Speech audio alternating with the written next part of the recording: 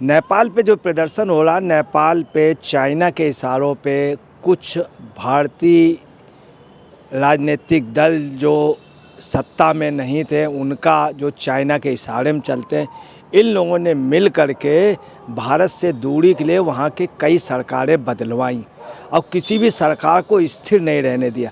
आज वहाँ की जनता जान गई है, उसको हिंदू राष्ट्र की बनाने की मांग कर रही। आपको बता रहे हैं, पूरे दुनिया में कोई भी हिंदू राष्ट्र नहीं है। पूरे दुनिया में मुस्लिम कंट्रियाँ हैं, बौद्ध कंट्रियाँ हैं, ईसाई कंट्रियाँ हैं, हिंदू राष्ट्र कोई नहीं। सिर्फ एक नेपाल था। योजनाबद्ध तरीके तमाम देशों ने, कुछ भारतीय तथाकथित लोगों ने और नेपाल के लोगों को मिसगाइड करके हिंदू राष्ट्र का पद वहाँ से हटवा दिया गया।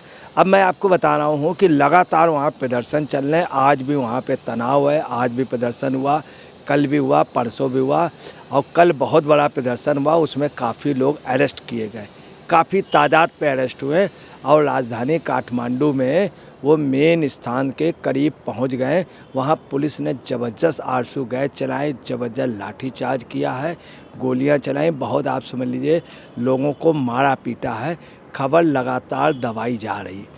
नमस्कार, मैं अंजलि मिश्रा, स्वागत है आप सभी का एचटीवी न्यूज पर। भारत को हिंदू राष्ट्र बनाने की मांग तो उठी रही थी, लेकिन अब नेपाल को हिंदू राष्ट्र बनाने की मांग को लेकर हजारों लाखों की संख्या में लोग अब सड़क पर उतर आए हैं। जी हां, बिल्कुल सही सुना आपने।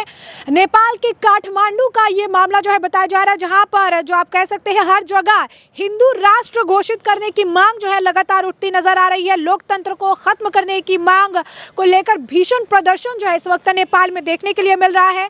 आलम ऐसा है कि जो लोग हैं वहां पर भीड़ को नियंत्रण करने के लिए आंसू गैस के गोले तक पुलिस को दागने पड़ रहे हैं और लोगों की नजर इस पर भी टिकी है कि नेपाल को लेकर जो प्रतिक्रिया आई है, यूं कहिए कि जो डेवलपमेंट आगे देखने के लिए मिलेगा उसका असर भारत पर भी काफी ज्यादा देखने के लिए मिलेगा, क्योंकि भारत में भी लगातार हिंदू राष्ट्र बनाने की मांग जो है वो जोर पकड़ती नजर आ रही है। ऐसे में हमारे साथ इस मामले पर चर्चा करने के लिए मौजूद है वरिष्ठ पत्रकार अजय पत्रकार जी।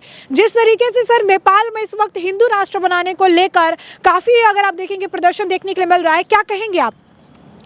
देखिए, ऐसा है कि नेपाल के बारे में बता दें, नेपाल जो है भारत का दिल है और दोनों एक ही अंग है, एक ही जिस्म है, जान अलग कर दी है लोगों ने। नेपाल पे जो प्रदर्शन हो रहा, नेपाल पे चाइना के इशारों पे कुछ भारतीय राजनीतिक दल जो सत्ता में नहीं थे, उनका जो चाइना के इशारे में चलते हैं, इन लोगों ने मिल करके भारत से दूरी के लिए वहाँ की कई सरकारें बदलवाईं और किसी भी सरकार को स्थिर नहीं रहने दिया।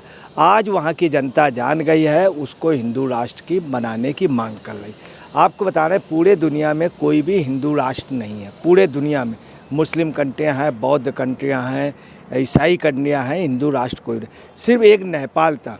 योजनाबद्ध तरीके तमाम देशों ने, कुछ भारतीय तथाकथित लोगों ने और नेपाल के लोगों को मिसगाइड करके हिंदू राष्ट्र का पद वहाँ से हटवा दिया गया। अब मैं आपको बता रहा हूँ कि लगातार वहाँ प्रदर्शन चल रहे हैं। आज भी वहाँ पे तनाव है, आज भी प्रदर्शन हुआ, कल भी हुआ, परसों भी हुआ और कल बहुत बड़ा प्रदर्शन हुआ। उसमें काफ़ी लोग अरेस्ट किए गए, काफ़ी तादाद पे अरेस्ट हुए और राजधानी काठमांडू में वो मेन स्थान के करीब पहुंच गए। वहां पुलिस ने ज़बरदस्त आरसू गैस चलाए, ज़बरदस्त लाठीचार्ज किया है, गोलियां चलाई, बहुत आप समझ लीजिए लोगों को मारा पीटा है।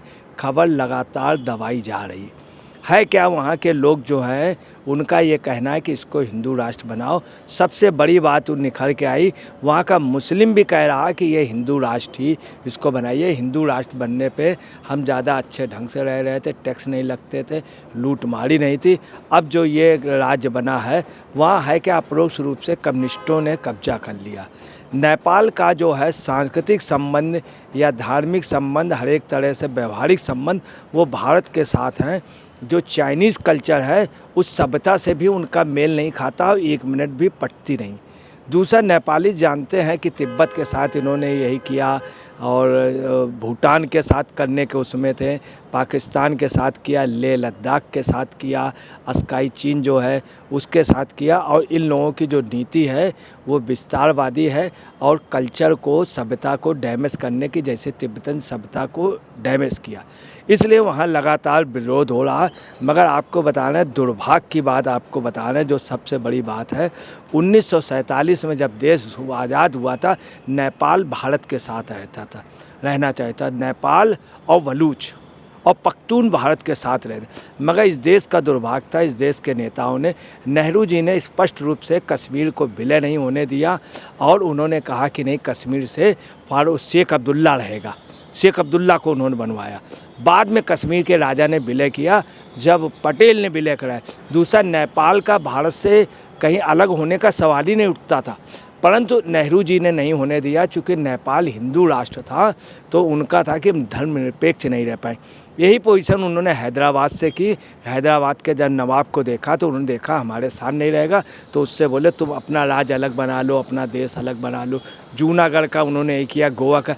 ये सरदार पटेल की हिम्मत थी कि उन्होंने की। दूसरी आपको बता रहे, नेपाल के राजा की जो लड़की थी वो माधवराव सिंधिया जी की वाइफ है, उनके राजा। उनसे हम लोगों के संबंध बहुत अच्छे थे, भारत उनके बहुत अच्छे संबंध होते। दुर्भाग्य था नहीं।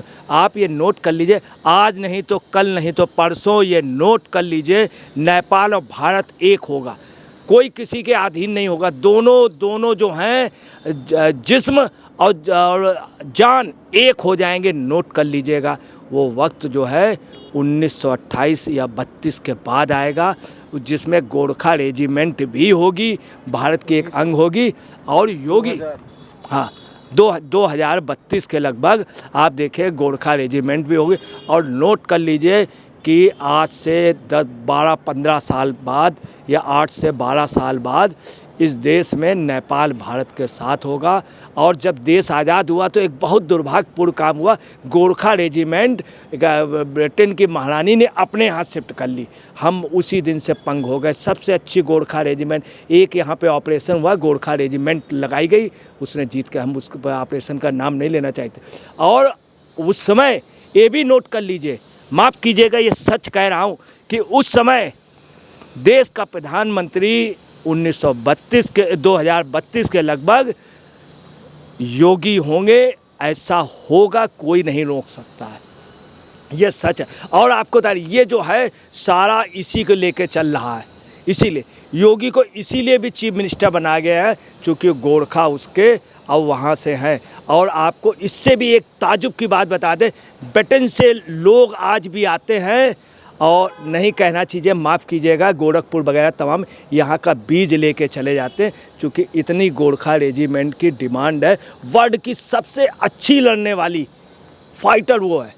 और ये नेपाल जिस दिन होगा उस दिन भारत, आप देखेगा, विश्व गुरु की ओर ये भी एक सितारा होगा भारत के ताज में।